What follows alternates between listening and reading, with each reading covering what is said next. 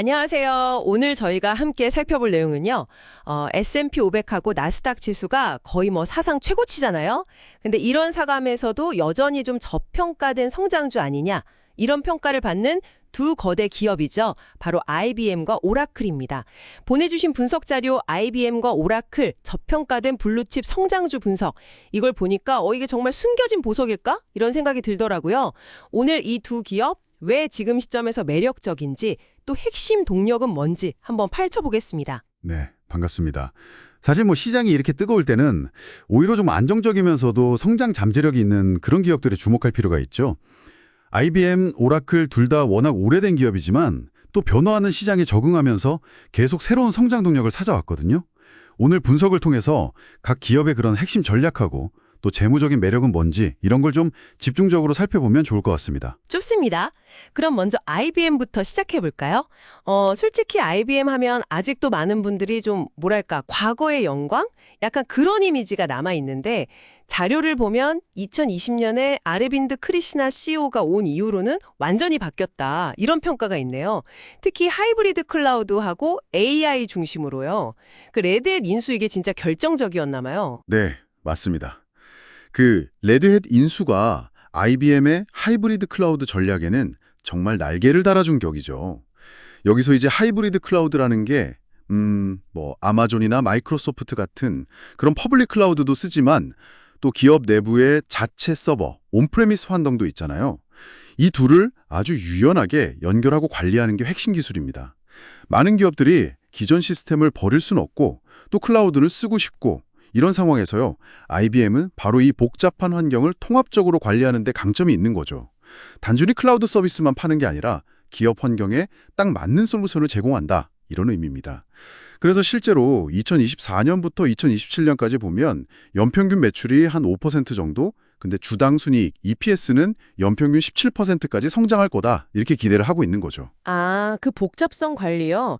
듣고 보니 확실히 IBM다운 강점이네요. 게다가 보니까 29년 연속 배당금을 늘려왔다고요? 와, 이건 안정성 중시하는 분들한테는 굉장히 매력적인 포인트겠어요. 현재 주가 수익 비율, 그 PER이라고 하죠. 이것도 한 27배 수준이면 업계 평균이랑 비교했을 때 아주 고평가다 이렇게 보긴 좀 어렵겠네요. 그렇죠. 네. 그럼 여기가 이제 또 흥미로워지는데 오라클은 어떻습니까? 오라클은 사실 그 데이터베이스 최강자 이런 이미지가 강했잖아요. 클라우드 쪽은 좀 늦었다는 말도 있었고요. 네, 오라클이 클라우드 전환에 좀 늦은 감은 있었지만 정말 와신상담하면서 엄청나게 투자를 했습니다. 특히 자체 클라우드 인프라인 OCI, 오라클 클라우드 인프라스트럭처, 여기에 집중하면서 판도를 바꾸려고 하고 있어요. 후발주자이긴 한데 대신 가격 경쟁력하고 또 특정 분야, 예를 들면 AI 모델 훈련 같은 고성능 컴퓨팅에 특화된 성능을 내세우는 거죠. 이게 AWS나 MS 애저하고는 약간 다른 길을 가는 겁니다.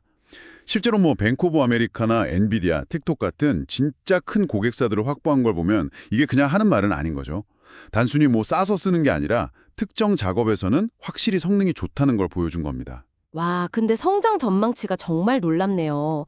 2025년부터 28년까지 연평균 매출이 18%, EPS는 21%요? 이야, 이건 거의 고성장 기술주 수준인데요. PER이 34배로 IBM보다는 좀 높아 보이는데 이런 성장성을 생각하면 또 이해가 가기도 하고요. 배당 수익률은 0.9%로 낮지만 그 배당 성향, 그러니까 번 돈에서 배당을 얼마나 주느냐, 이게 39%로 낮다는 건 그럼 앞으로 배당을 더 늘릴 여력은 충분하다. 이런 의미로 봐도 되겠네요. 네, 정확히 보셨습니다. 그래서 이 두 기업의 전력을 딱 놓고 비교해보면 되게 재밌어요. IBM은 기존의 탄탄한 고객 기반이랑 레드햇을 딱 등에 업고 이 하이브리드 클라우드 시장에서 안정적으로 가면서 배당도 꾸준히 주는 약간 그런 전략이라면 오라클은 OCI를 앞세워서 막 치고 나가는 거죠.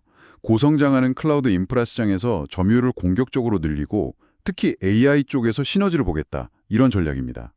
결국 뭐냐면 두 기업 모두 과거의 영광에 머무르지 않고 클라우드 간 AI라는 이 시대적 흐름에 맞춰서 성공적으로 변신하고 있다. 이게 중요한 포인트 같습니다. 네, 오늘 이렇게 IBM하고 오라클 얘기를 쭉 들어보니까 시장 전체가 좀 비싸다 이런 얘기가 나올 때 오히려 이런 기업들의 가치를 다시 한번 볼 필요가 있겠다 이런 생각이 드네요. 각자 자기만의 강점을 가지고 혁신하면서 미래를 준비하는 모습이 인상적이었습니다.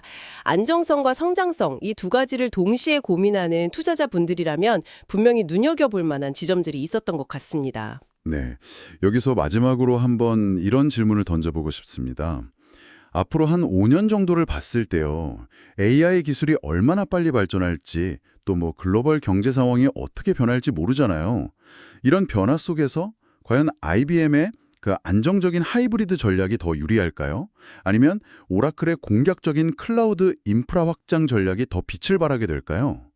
뭐 자료에 직접 나온 얘기는 아니지만 오늘 저희 나눈 얘기를 바탕으로 앞으로 기술 변화 방향을 예측하면서 각 전략의 장단점을 한번 저울질해 보시는 것도 여러분의 통찰력을 키우는데 꽤 흥미로운 작업이 될 것 같습니다.